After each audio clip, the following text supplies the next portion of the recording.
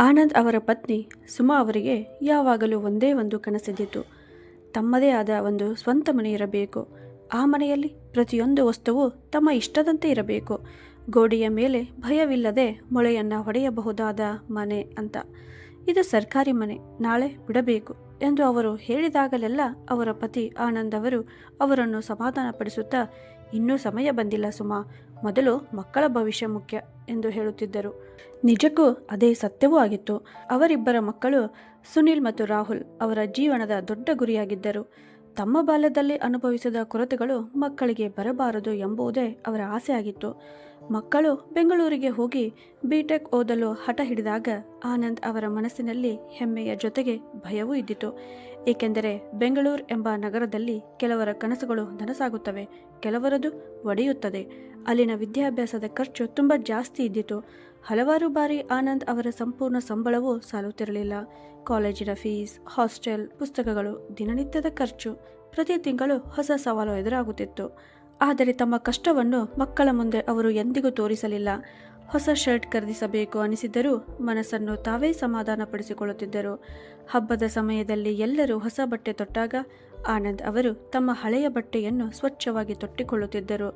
ಸುಮಾ ಅವರು ಕೂಡ ತಮ್ಮ ಎಲ್ಲ ಆಸೆಗಳನ್ನು ಹತ್ತಿಕ್ಕಿಕೊಂಡಿದ್ದರು. ಪ್ರತಿ ಹಬ್ಬಕ್ಕೆ ಅಲಂಕರಿಸಿಕೊಳ್ಳುವ ಆಸೆ ಇದ್ದರೂ ಹಲವು ವರ್ಷಗಳ ಕಾಲ ಅದೇ ಒಂದೇ ಸೀರೆಯಲ್ಲಿ ಹಬ್ಬಗಳನ್ನು ಆಚರಿಸಿದರು. ಹಲವಾರು ಬಾರಿ ರಾತ್ರಿ ಇಬ್ಬರು ಒಟ್ಟಿಗೆ ಕೂತಾಗ ಸುಮಾ ಅವರು ನಿಧಾನವಾಗಿ ಕೇಳುತ್ತಿದ್ದರು, ಏನ್ರಿ, ನಾವು ಯಾವಾಗಲಾದರೂ ನಮ್ಮದೇ ಆದ ಸ್ವಂತ ಮನೆ ಕಟ್ಟಿಕೊಳ್ಳಬಹುದಾ ಅಂತ. ಅದಕ್ಕೆ ಆನಂದ್ ಅವರು ಅವರ ಕಣ್ಣುಗಳನ್ನು ನೋಡುತ್ತಾ, ಇನ್ನೂ ಸ್ವಲ್ಪ ಸಮಯ ಕಾಯಿ ಶ್ರೀಮತಿ, ಮಕ್ಕಳು ತಮ್ಮ ಕಾಲಿನ ಮೇಲೆ ನಿಂತ ನಂತರ ಎಲ್ಲವೂ ಸರಿಯಾಗುತ್ತದೆ ಎಂದು ಹೇಳುತ್ತಿದ್ದರು. ಆ ಆಸೆಯನ್ನೇ ನಂಬಿಕೊಂಡು ಅವರು ಪ್ರತಿದಿನ ಬದುಕುತ್ತಿದ್ದರು. ಆ ದಿನಗಳಲ್ಲಿ ಆನಂದ್ ಅವರು ತಮ್ಮ ಮಕ್ಕಳ ಭವಿಷ್ಯವನ್ನೇ ನೋಡುತ್ತಾ ತಮ್ಮ ಇಂದಿನ ಬದುಕನ್ನು ಸಂಪೂರ್ಣವಾಗಿ ಮರೆತಿದ್ದರು. ಹೀಗೆ ನಿಧಾನವಾಗಿ ಸಮಯ ಕಳೆಯಿತು. ಕೊನೆಗೂ ಅವರು ವರ್ಷಗಳಿಂದ ಕಾಯುತ್ತಿದ್ದ ದಿನವೂ ಬಂದಿತು. ಸುನಿಲ್ ಮತ್ತು ರಾಹುಲ್ ಇಬ್ಬರು ತಮ್ಮ ಬಿಟೆಕ್ ಓದನ್ನು ಪೂರ್ಣಗೊಳಿಸಿ ಬೆಂಗಳೂರಿನ ಬೇರೆ ಬೇರೆ ಕಂಪನಿಗಳಲ್ಲಿ ಕೆಲಸಕ್ಕೆ ಸೇರಿದರು. ಅಪ್ಪ, ನನಗೆ ಕೆಲಸ ಸಿಕ್ಕಿದೆ ಎಂದು ಸುನೀಲ್ ಫೋನಿನಲ್ಲಿ ಹೇಳಿದ ದಿನ ಆನಂದ್ ಅವರ ಕಣ್ಣಿನಿಂದ ತಾನಾಗಿಯೇ ಕಣ್ಣೀರು ಹರಿಯಿತು. ಅದು ಸಂತೋಷದ ಕಣ್ಣೀರು. ದೀರ್ಘ ಹೋರಾಟದ ನಂತರ ಗುರಿ ಸಿಕ್ಕಂತ ಅನುಭವ. ಕೆಲವು ದಿನಗಳಲ್ಲಿಯೇ ರಾಹುಲ್ ಕೂಡ ತನ್ನ ಉದ್ಯೋಗದ ಸುದ್ದಿ ತಿಳಿಸಿದ. ಆ ದಿನ ಆನಂದ್ ಅವರಿಗೆ ಈಗ ತಮ್ಮ ಎಲ್ಲ ಜವಾಬ್ದಾರಿಗಳು ಪೂರ್ಣಗೊಂಡಂತೆ ಅನುಭವವಾಯಿತು. ತಮ್ಮ ಇಡೀ ಜೀವನದಲ್ಲಿ ಅವರು ಮಾಡಿದ ಪ್ರತಿಯೊಂದು ತ್ಯಾಗವೂ ಈ 2 ಕ್ಷಣಗಳಿಗಾಗಿ ಮಾತ್ರವಾಗಿತ್ತು. ಈಗ ಅವರ ಭುಜಗಳ ಮೇಲಿದ್ದ ದೊಡ್ಡ ಹೊರೆ ಇಳಿದಂತಾಯಿತು. ಅದೇ ಸಮಯದಲ್ಲಿ ಅವರ ಮನಸ್ಸಿನಲ್ಲಿ ಒಂದು ಯೋಚನೆ ಮೂಡಿತು, ಈಗ ಏಕೆ ನಮ್ಮದೇ ಒಂದು ಸ್ವಂತ ಮನೆ ಕಟ್ಟಿಸಬಾರದು ಅಂತ. ಎಲ್ಲರೂ ಒಟ್ಟಿಗೆ ಇರುವಂತಹ ಮನೆ, ಇನ್ನು ಟ್ರಾನ್ಸ್ಫರ್ ಎಂಬ ಚಿಂತೆ ಇಲ್ಲದ, ದೂರವಾಗುವ ಪರಿಸ್ಥಿತಿ ಬರದ ಮನೆ. ಆನಂದ್ ಅವರು ಈ ವಿಷಯವನ್ನು ಮೊದಲು ಸುಮಾ ಅವರಿಗೆ ಹೇಳಿದರು. ಅದನ್ನು ಕೇಳುತ್ತಿದ್ದಂತೆಯೇ ಅವರ ಕಣ್ಣಿನಲ್ಲಿ ಮೂಡಿದ ಹೊಳಪನ್ನು ಮಾತಿನಲ್ಲಿ ವಿವರಿಸಲು ಸಾಧ್ಯವೇ ಇರಲಿಲ್ಲ. ಹಲವು ವರ್ಷಗಳ ಹಳೆಯ ಕನಸು ಏಕಾಏಕಿ ನಿಜವಾಗಿದೆ ಎಂಬ ಅನುಭವ ಅವರಿಗೆ ಆಗಿತ್ತು. ಅವರ ಕಣ್ಣಲ್ಲಿ ಕಣ್ಣೀರು ಇದ್ದಿತು. ಆದರೆ ಈ ಬಾರಿ ಆ ಕಣ್ಣೀರಿನಲ್ಲಿ ನೋವಿರಲಿಲ್ಲ, ಸಂತೋಷ ಮಾತ್ರ ಇದ್ದಿತು. ನಂತರ ಆನಂದ್ ಅವರು ತಮ್ಮ ಇಬ್ಬರು ಮಕ್ಕಳ ಜೊತೆಗೂ ಈ ವಿಷಯವಾಗಿ ಮಾತನಾಡಿದರು. ಅವರು ಬೆಂಗಳೂರಿನಲ್ಲಿ ಮನೆ ಕಟ್ಟುವ ಯೋಚನೆ ಮಾಡುತ್ತಿದ್ದಾರೆ ಎಂದು ಕೇಳುತ್ತಿದ್ದಂತೆಯೇ ಇಬ್ಬರು ಒಂದು ಕ್ಷಣವೂ ಯೋಚಿಸದೆ ಒಪ್ಪಿಗೆ ನೀಡಿದರು. ಸುನಿಲ್ ಹೇಳಿದ, ಅಪ್ಪ, ಇದು ತುಂಬ ಒಳ್ಳೆಯ ವಿಷಯ. ಇಲ್ಲಿ ಬಾಡಿಗೆ ಮತ್ತು ಊಟದ ಖರ್ಚು ತುಂಬ ಆಗುತ್ತಿದೆ ಅಂತ. ರಾಹುಲ್ ಕೂಡ ತಕ್ಷಣವೇ, ನಾವು ಎಲ್ಲರೂ ಒಟ್ಟಿಗೆ ಇದ್ದರೆ ಖರ್ಚು ಕೂಡ ಕಡಿಮೆಯಾಗುತ್ತದೆ, ಜೊತೆಗೆ ಖುಷಿಯೂ ಇರುತ್ತದೆ ಎಂದು ಹೇಳಿದ. ಮಕ್ಕಳ ಮಾತುಗಳನ್ನು ಕೇಳಿ ಆನಂದ್ ಅವರ ಹೃದಯ ಹೆಮ್ಮೆಯಿಂದ ತುಂಬಿತು. ತಮ್ಮ ಸಂಸ್ಕಾರ ಮತ್ತು ಬೆಳೆಸಿದ ರೀತಿ ಫಲ ಕೊಡುತ್ತಿದೆ ಎಂದು ಅವರಿಗೆ ಅನಿಸಿತು. ಅವರು ತಡ ಮಾಡದೆ ತಮ್ಮ ನಿವೃತ್ತಿಯ ಎಲ್ಲ ಹಣವನ್ನು ತೆಗೆದು ಬೆಂಗಳೂರಲ್ಲಿ ಒಳ್ಳೆಯ ಮನೆ ಖರೀದಿಸಲು ನಿರ್ಧರಿಸಿದರು. ಆದರೆ ಲೆಕ್ಕ ಹಾಕಿದಾಗ ಡೌನ್ ಪೇಮೆಂಟ್ ಕೊಟ್ಟ ನಂತರವೂ ಇನ್ನೂ ಸಾಕಷ್ಟು ಹಣ ಬೇಕಾಗುತ್ತದೆ ಎಂಬುದು ಗೊತ್ತಾಯಿತು. ಒಂದು ಕ್ಷಣ ಆನಂದ್ ಅವರು ನಿಂತು ಯೋಚಿಸಿದರು, ಇದು ಸರಿಯಾದ ನಿರ್ಧಾರವೇ ಅಂತ. ಆದರೆ ತಕ್ಷಣವೇ ಮಕ್ಕಳ ಮಾತು ನೆನಪಾಯಿತು. ಇಷ್ಟು ದಿನ ನೀವು ಮಾಡಿದ್ದೀರಿ, ಈಗ ನಮ್ಮ ಸರದಿ ಅಂತ. ಆ ನಂಬಿಕೆಯಿಂದ ಅವರು ಮುಂದೆ ಸಾಗಲು ತೀರ್ಮಾನಿಸಿದರು. ತಮ್ಮ ಪೆನ್ಷನ್ ಹಣವನ್ನು EMIಗೆ ಬಳಸಲು ನಿರ್ಧರಿಸಿದರು. ಪ್ರತಿ ತಿಂಗಳು ಒಂದು ನಿಗದಿತ ಹಣ ಕಡಿತವಾಗುತ್ತದೆ, ಉಳಿದ ಖರ್ಚುಗಳನ್ನು ಮಕ್ಕಳು ನೋಡಿಕೊಳ್ಳುತ್ತಾರೆ ಎಂಬ ನಂಬಿಕೆಯಿಂದ ಅವರು ಎಲ್ಲ ದಾಖಲೆಗಳಿಗೆ ಸಹಿ ಹಾಕಿದರು. ಮನೆಯ ಕೀಲಿಕೈ ಅವರ ಕೈಗೆ ಬಂದಾಗ ಅದು ಕೇವಲ ಒಂದು ಕೀಲಿಕೈ ಆಗಿರಲಿಲ್ಲ, ಅವರ ಇಡೀ ಜೀವನದ ಪರಿಶ್ರಮದ ಫಲವಾಗಿತ್ತು. ಅದು ಅವರ ಕನಸು ಮತ್ತು ಆಸೆಗಳ ಪ್ರತೀಕವಾಗಿತ್ತು. ಅವರು ತುಂಬ ಸಂಭ್ರಮದಿಂದ ಗೃಹ ಪ್ರವೇಶ ಮಾಡಿದರು. ಮನೆಯನ್ನು ಹೂಗಳಿಂದ ಅಲಂಕರಿಸಲಾಗಿತ್ತು. ಎಲ್ಲೆಡೆ ಸಂತೋಷ ಮತ್ತು ನಗುವಿನ ವಾತಾವರಣ ತುಂಬಿಕೊಂಡಿತ್ತು. ಸುಮಾ ಅವರು ಅಡುಗೆಯಲ್ಲಿಯೇ ತುಂಬ ಬ್ಯುಸಿಯಾಗಿದ್ದರು. ತಮ್ಮ ಈ ಹೊಸ ಮನೆಯನ್ನು ಪ್ರೀತಿಯ ರುಚಿಯಿಂದ ತುಂಬಿಸಬೇಕು ಎಂಬಂತೆ ಅವರು ಕೆಲಸ ಮಾಡುತ್ತಿದ್ದರು. ಬಂದ ಪ್ರತಿಯೊಬ್ಬ ಸಂಬಂಧಿಕರಿಗೂ ತಮ್ಮ ಕೈಯಿಂದ ಊಟ ಬಡಿಸಿದರು. ಮನೆಯ ಪ್ರತಿಯೊಂದು ಮೂಲೆಯನ್ನು ತಮ್ಮ ಪ್ರೀತಿಯಿಂದ ಅಲಂಕರಿಸಿದರು. ಆನಂದ್ ಅವರು ಮನೆಯ ಒಂದು ಮೂಲೆಯಲ್ಲಿ ನಿಂತು ಎಲ್ಲವನ್ನೂ ನೋಡುತ್ತಾ ಮನಸ್ಸಿನಲ್ಲಿಯೇ ದೇವರಿಗೆ ಧನ್ಯವಾದ ಹೇಳುತ್ತಿದ್ದರು. ಈಗೋ ನನ್ನ ಜೀವನ ಸಂಪೂರ್ಣವಾಗಿದೆ, ಈಗ ನನಗೆ ಇನ್ನೇನು ಬೇಡ ಎಂದು ಅವರು ಯೋಚಿಸಿದರು. ಆ ರಾತ್ರಿ ಎಲ್ಲ ಅತಿಥಿಗಳು ಹೋದ ನಂತರ ಆ ನಾಲ್ವರು ಹೊಸ ಮನೆಯಲ್ಲಿಯೇ ಒಟ್ಟಿಗೆ ಕುಳಿತಿದ್ದರು. ಆಗ ಆನಂದ್ ಅವರಿಗೆ ನಾನು ಇಡೀ ಜೀವನ ಕಾಯುತ್ತಿದ್ದ ಕ್ಷಣ ಇದೇ ಆಗಿತ್ತು ಎಂಬ ಭಾವನೆ ಮೂಡಿತು. ಅವರು ತಮ್ಮ ಮಕ್ಕಳ ಕಡೆ ನೋಡಿದರು. ಅವರ ಮುಖದಲ್ಲಿ ಮುದ್ದಾದ ನಗು ಇದ್ದಿತು. ಹೀಗೆ ಸಮಯ ನಿಧಾನವಾಗಿ ಸಾಗತೊಡಗಿತು. ಆನಂದ್ ಅವರು ಮತ್ತು ಸುಮಾ ಅವರು ಆಗಾಗ ಮನೆಯ ಮುಂಭಾಗದ ವರಾಂಡದಲ್ಲಿ ಕೂತು ತಮ್ಮ ಜೀವನದ ಹಳೆಯ ನೆನಪುಗಳನ್ನು ಮಾತನಾಡುತ್ತಿದ್ದರು. ಅದೇ ಸಮಯದಲ್ಲಿ ಈಗ ಮಕ್ಕಳ ಮದುವೆಯ ಬಗ್ಗೆ ಯೋಚಿಸಬೇಕೆಂದು ಅವರು ತೀರ್ಮಾನಿಸಿದರು. ಒಂದು ಸಂಜೆ ಆನಂದ್ ಅವರು ತಮ್ಮ ಇಬ್ಬರು ಮಕ್ಕಳನ್ನು ಹತ್ತಿರಕ್ಕೆ ಕರೆಸಿಕೊಂಡರು. ಆದರೆ ಮದುವೆಯ ವಿಷಯವನ್ನು ಪ್ರಸ್ತಾಪಿಸಿದಾಗ ಮಕ್ಕಳು ಹೇಳಿದ ಮಾತು ಅವರನ್ನು ಸ್ವಲ್ಪ ಅಚ್ಚರಿಗೊಳಿಸಿತು, ಸಂತೋಷವನ್ನು ನೀಡಿತು. ಇಬ್ಬರು ತಮ್ಮ ತಮ್ಮ ಸಹೋದ್ಯೋಗಿನಿಯರನ್ನು ಮದುವೆಯಾಗಲು ಬಯಸುತ್ತಿರುವುದಾಗಿ ಹೇಳಿದರು. ಸುನಿಲನಿಗೆ ನೇಹಾ ಎಂಬ ಹುಡುಗಿ ಇಷ್ಟವಾಗಿದ್ದಳು. ರಾಹುಲ್ಗೆ ಆರತಿ ಎಂಬ ಹುಡುಗಿ ಇಷ್ಟವಾಗಿದ್ದಳು. ಮೊದಲಿಗೆ ಆನಂದ್ ಅವರಿಗೆ ಆಧುನಿಕ ಯೋಚನೆಗಳು ತಮ್ಮ ಸಂಸ್ಕಾರಗಳಿಗೆ ವಿರುದ್ಧವಾಗಿ ಬಿಟ್ಟರೆ ಎಂಬ ಚಿಂತೆ ಮೂಡಿತು. ಆದರೆ ಮಕ್ಕಳು ಇಬ್ಬರನ್ನು ಪರಿಚಯಿಸಿದ ನಂತರ ಅವರ ಎಲ್ಲ ಅನುಮಾನಗಳು ದೂರವಾದವು. ನೇಹಾ ಮತ್ತು ಆರತಿ ಇಬ್ಬರು ವಿದ್ಯಾವಂತರಾಗಿದ್ದರು, ಬುದ್ಧಿವಂತರು ಹಾಗೂ ಆತ್ಮನಿರ್ಭರರಾಗಿದ್ದರು. ಅವರ ಮಾತಿನ ರೀತಿ, ಹಿರಿಯರ ಮೇಲಿನ ಗೌರವ, ಕುಟುಂಬದ ಬಗ್ಗೆ ಇರುವ ಅರ್ಥೈಸುವ ಗುಣವನ್ನು ನೋಡಿ ಆನಂದ್ ಮತ್ತು ಸುಮಾ ಅವರಿಗೆ ತುಂಬ ನೆಮ್ಮದಿ ದೊರಕಿತು. ನಂತರ ಅವರು ಆ ಹುಡುಗಿಯರ ಕುಟುಂಬಗಳನ್ನು ಭೇಟಿಯಾದರು. ಅಲ್ಲಿ ಕೂಡ ಅವರಿಗೆ ಬೇಕಾಗಿದ್ದ ಆತ್ಮೀಯತೆ ಮತ್ತು ಸರಳತೆ ಕಾಣಿಸಿತು. ಕೆಲವೇ ತಿಂಗಳಲ್ಲಿ ಇಬ್ಬರ ಮದುವೆಗಳು ತುಂಬ ಸಂಭ್ರಮದಿಂದ ನೆರವೇರಿದವು. ಆ ಸಮಯ ಅವರ ಜೀವನದ ಅತ್ಯಂತ ಸುಂದರ ಹಂತವಾಗಿತ್ತು. ಮನೆಯಲ್ಲಿ ಅತಿಥಿಗಳ ಸಂಚಾರ, ಡೊಳ್ಳು ನಗಾರಿ ಶಬ್ದಗಳು ಮತ್ತು ಸುಮಾ ಅವರ ಮುಖದ ಮೇಲೆ ಹಲವು ವರ್ಷಗಳ ನಂತರ ಕಂಡ ಶಾಂತಿ, ಇವೆಲ್ಲವೂ ಮನೆಯನ್ನು ಸಂತೋಷದಿಂದ ತುಂಬಿಸಿತ್ತು. ಮದುವೆಯ ನಂತರದ ಮೊದಲ ಕೆಲವು ತಿಂಗಳುಗಳು ಕನಸಿನಂತೆ ಸಾಗಿದವು. ಮನೆಯಲ್ಲಿ ಎಲ್ಲೆಡೆ ನಗು ಮತ್ತು ಸಂತೋಷ ತುಂಬಿಕೊಂಡಿತ್ತು. ಸೊಸೆಯರು ತಮ್ಮ ತಮ್ಮ ರೀತಿಯಲ್ಲಿ ಮನೆಯನ್ನು ಅಲಂಕರಿಸುತ್ತಿದ್ದರು. ಇಬ್ಬರು ಮಕ್ಕಳು ಕೂಡ ಜವಾಬ್ದಾರಿಯನ್ನು ಅರ್ಥ ಮಾಡಿಕೊಂಡು ಮನೆಯ ಖರ್ಚುಗಳಲ್ಲಿ ಸಹಾಯ ಮಾಡುತ್ತಿದ್ದರು. ಆನಂದ್ ಅವರ ಪೆನ್ಷನ್ನಿಂದ ಮನೆಯ EMI ಪಾವತಿಯಾಗುತ್ತಿತ್ತು. ಉಳಿದ ಖರ್ಚುಗಳನ್ನು ಇಬ್ಬರು ಮಕ್ಕಳು ಸೇರಿ ನೋಡಿಕೊಳ್ಳುತ್ತಿದ್ದರು. ಇದೀಗ ಜೀವನವು ಅವರಿಗೆ ವರ್ಷಗಳಿಂದ ಕಾಯುತ್ತಿದ್ದ ಶಾಂತಿಯ ಹಂತವನ್ನು ಕೊಟ್ಟಂತಾಯಿತು ಎಂದು ಅವರಿಗೆ ಅನಿಸಿತು. ಆದರೆ ಬಹುಶಃ ಪ್ರತಿಯೊಂದು ಸಂತೋಷವು ತನ್ನ ಜೊತೆ ಒಂದು ಪರೀಕ್ಷೆಯನ್ನು ತಂದುಕೊಡುತ್ತದೆ. ನಿಧಾನವಾಗಿ ಮನೆಯ ವಾತಾವರಣ ಬದಲಾಗತೊಡಗಿತು. ಮೊದಲು ಸಣ್ಣ ಪುಟ್ಟ ವಿಷಯಗಳು ನಗು ನಗುತ್ತಲೇ ಮುಗಿಯುತ್ತಿದ್ದವು. ಆದರೆ ಈಗ ಅದೇ ವಿಷಯಗಳು ಸಣ್ಣ ಸಣ್ಣ ಜಗಳಕ್ಕೆ ಕಾರಣವಾಗತೊಡಗಿದವು. ಖರ್ಚಿನ ವಿಷಯದಲ್ಲಿ ಸೊಸೆಯರ ನಡುವೆ ಮನಸ್ತಾಪ ಶುರುವಾಯಿತು. ಒಂದು ದಿನ ಆನಂದ್ ಅವರ ದೊಡ್ಡ ಸೊಸೆ ನೇಹಾ ಹೇಳುತ್ತಿದ್ದ ಮಾತು ಕೇಳಿದರು. ಈ ಮನೆಯ ಹೆಚ್ಚಿನ ಖರ್ಚು ನಾವು ನೋಡುತ್ತಿದ್ದೇವೆ, ಎಲ್ಲ ಜವಾಬ್ದಾರಿಯೂ ನಮ್ಮದೇನಾ? ಅವಳ ಧ್ವನಿಯಲ್ಲಿ ಅಸಮಾಧಾನ ಇದ್ದಿತು. ಅದಕ್ಕೆ ಚಿಕ್ಕ ಸೊಸೆ ಕೂಡ ತಕ್ಷಣ ಉತ್ತರಿಸಿದಳು, ಹಾಗಾದರೆ ನಾವು ಏನೂ ಮಾಡ್ತಿಲ್ವಾ? ವಿದ್ಯುತ್ ಬಿಲ್, ನೀರಿನ ಬಿಲ್, ಉಳಿದ ಖರ್ಚು ಎಲ್ಲವೂ ನಾವು ತಾನೇ ಕೊಡುತ್ತಿದ್ದೇವೆ. ಅವರ ಮಾತುಗಳು ನಿಧಾನವಾಗಿ ದೊಡ್ಡ ವಾದಕ್ಕೆ ತಿರುಗತೊಡಗಿದವು. ಮೊದಲು ಒಂದೇ ಇದ್ದ ಅಡುಗೆ ಮನೆ ಈಗ 2 ಭಾಗಗಳಾಗಿ ವಿಭಜನೆ ಆಗತೊಡಗಿತು. ರೇಷನ್ ಬೇರೆ ಬೇರೆ ಬರತೊಡಗಿತು. ಪಾತ್ರೆಗಳು ಬೇರೆ ಆದವು. ಕೊನೆಗೆ ಅಡುಗೆ ಮನೆಯು ಪ್ರತ್ಯೇಕವಾಗಿ ತಯಾರಾಗತೊಡಗಿತು. ಆನಂದ್ ಮತ್ತು ಸುಮಾ ಅವರು ಮೌನವಾಗಿ ಇದನ್ನೆಲ್ಲ ನೋಡುತ್ತಿದ್ದರು. ಬಹುಶಃ ಸಮಯದೊಂದಿಗೆ ಎಲ್ಲವೂ ಸರಿಯಾಗಬಹುದು ಎಂಬ ಆಸೆ ಅವರಲ್ಲಿತ್ತು. ಆದರೆ ಪರಿಸ್ಥಿತಿ ಸುಧಾರಿಸುವ ಮೊದಲು ಇನ್ನಷ್ಟು ಕೆಡತೊಡಗಿತು. ಈಗ ಮನೆಯ ಪ್ರತಿಯೊಂದು ಸಣ್ಣ ವಿಷಯಕ್ಕೂ ಲೆಕ್ಕಾಚಾರ ನಡೆಯತೊಡಗಿತು. ಯಾರು ಎಷ್ಟು ಖರ್ಚು ಮಾಡಿದ್ದಾರೆ, ಯಾರು ಮಾಡಿಲ್ಲ ಅಂತ. ಒಂದು ದಿನ ಅತಿಯಾದ ಘಟನೆ ನಡೆಯಿತು. ಅವರ ಕೊಠಡಿಯಲ್ಲಿ ಇರುವ AC ಕುರಿತು ಪ್ರಶ್ನೆಗಳು ಎದ್ದವು.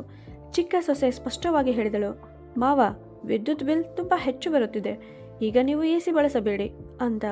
ಆ ದಿನ ಮೊದಲ ಬಾರಿಗೆ ಆನಂದ್ ಅವರಿಗೆ ಈ ಮನೆಯಲ್ಲಿ ತಮ್ಮ ಅಗತ್ಯಗಳೇ ಈಗ ಭಾರವಾಗಿ ಬಿಟ್ಟಿವೆ ಎಂಬ ಅನುಭವವಾಯಿತು. ಅವರು ಮೌನವಾಗಿದ್ದರು, ಆದರೆ ಒಳಗೆ ಸಂಪೂರ್ಣವಾಗಿ ಮುರಿದು ಹೋಗುತ್ತಿದ್ದರು. ಸುಮಾ ಅವರು ಆನಂದ್ ಅವರ ಕಡೆ ನೋಡಿದರು. ಅವರ ಕಣ್ಣಲ್ಲೂ ನೋವು ತುಂಬಿಕೊಂಡಿತ್ತು. ಆದರೂ ಅವರು ಏನು ಮಾತನಾಡಲಿಲ್ಲ. ಬಹುಶಃ ಈ ಮನೆಯ ಶಾಂತಿ ಕಾಪಾಡಬೇಕು ಎಂಬ ಕಾರಣಕ್ಕೆ. ನಿಧಾನವಾಗಿ ಆ ಇಬ್ಬರು ತಮ್ಮದೇ ಮನೆಯಲ್ಲಿ ಅತಿಥಿಗಳಂತೆ ಆಗತೊಡಗಿದರು. ಮೊದಲು ಪ್ರತಿಯೊಂದು ವಿಷಯದಲ್ಲೂ ಅವರ ಅಭಿಪ್ರಾಯ ಕೇಳಲಾಗುತ್ತಿತ್ತು. ಆದರೆ ಈಗ ಅವರನ್ನು ಯಾರೂ ಕೇಳುವುದೇ ಇಲ್ಲ. ಈಗ ಅವರಿಗೆ ಅರ್ಥವಾಗತೊಡಗಿತು, ಇದು ಕೇವಲ ಆರಂಭ ಮಾತ್ರ, ಮುಂದೆ ಇನ್ನೂ ತುಂಬ ನೋವು ಬಾಕಿ ಇದೆ ಅಂತ. ಸಮಯ ಮುಂದೆ ಸಾಗುತ್ತಲೇ ಇತ್ತು. ಆದರೆ ಅವರಿಗಾಗಿ ಪ್ರತಿದಿನವೂ ಹಿಂದಿನ ದಿನಕ್ಕಿಂತ ಹೆಚ್ಚು ಭಾರವಾಗತೊಡಗಿತು. ತಮ್ಮ ರಕ್ತ ಬೆವರಿನಿಂದ ಕಟ್ಟಿದ ಮನೆಯಲ್ಲಿ ಈಗ ಅವರಿಗೆ ಜಾಗ ಇದ್ದರೂ ಆತ್ಮೀಯತೆ ಮಾತ್ರ ಉಳಿದಿರಲಿಲ್ಲ. ನಿಧಾನವಾಗಿ ಪರಿಸ್ಥಿತಿ ಇಷ್ಟರ ಮಟ್ಟಿಗೆ ಬದಲಾಯಿತು. ಈಗ ತಮ್ಮ ಸಣ್ಣ ಅಗತ್ಯಗಳಿಗೂ ಅವರು ಇತರರ ಮೇಲೆ ಅವಲಂಬಿತರಾಗಬೇಕಾಯಿತು. ಆ ಅವಲಂಬನೆಯೇ ಈಗ ಅವರಿಗಾಗಿ ಅತಿ ದೊಡ್ಡ ಅವಮಾನವಾಗಿ ಬಿಟ್ಟಿತ್ತು. ಒಂದು ದಿನ ಬೆಳಗ್ಗೆ ಆನಂದ್ ಅವರು ತಮ್ಮ ಔಷಧಿಗಳು ಮುಗಿದಿರುವುದನ್ನು ಗಮನಿಸಿದರು. ಈ ವಯಸ್ಸಿನಲ್ಲಿ ಔಷಧಿಗಳೇ ಅವರ ದೊಡ್ಡ ಆಧಾರವಾಗಿದ್ದವು. ಅವರು ಧೈರ್ಯ ಮಾಡಿಕೊಂಡು ಮಗನಿಗೆ ಹೇಳಿದರು, ಮಗನೇ, ನನ್ನ ಔಷಧಿಗಳು ಮುಗಿದಿವೆ, ಸಂಜೆ ಬರುವಾಗ ತೆಗೆದುಕೊಂಡು ಬಾ, ನಿನ್ನ ಅಮ್ಮನ ಥೈರಾಯ್ಡ್ ಔಷಧಿಯೂ ಮುಗಿದಿದೆ ಅಂತ. ಆನಂದ್ ಅವರ ಧ್ವನಿಯಲ್ಲಿ ಒಂದು ವಿನಯವಿತ್ತು. ತಮ್ಮದೇ ಮಗನ ಬಳಿ ದೊಡ್ಡ ಉಪಕಾರ ಕೇಳುತ್ತಿರುವಂತೆ ಅವರು ಮಾತನಾಡುತ್ತಿದ್ದರು. ಆದರೆ ಅವರ ಮಾತು ಮುಗಿಯುವ ಮುನ್ನವೇ ಸುನಿಲನ ಮುಖ ಕೋಪದಿಂದ ತುಂಬಿತು.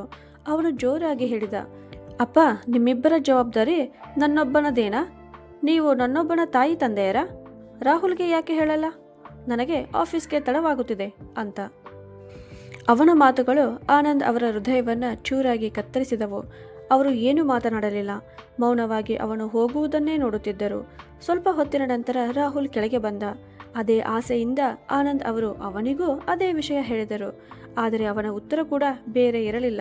ಅವನೂ ಬೇಸರದಿಂದ, ಮನೆಯ ಎಲ್ಲ ಜವಾಬ್ದಾರಿಯನ್ನು ನನ್ನ ಮೇಲೆ ಹಾಕ್ತೀರಾ? ಈಗ ನಿಮ್ಮ ಔಷಧಿಗಳ ಜವಾಬ್ದಾರಿಯೂ ನಾನೇ ನೋಡಬೇಕಾ? ಪ್ರತಿಯೊಂದು ಸಣ್ಣ ವಿಷಯಕ್ಕೂ ನನ್ನನ್ನೇ ಏಕೆ ಕೇಳ್ತೀರಾ? ಮನುಷ್ಯನು ಇಷ್ಟು ಅವಲಂಬಿತನಾಗಬಾರದು.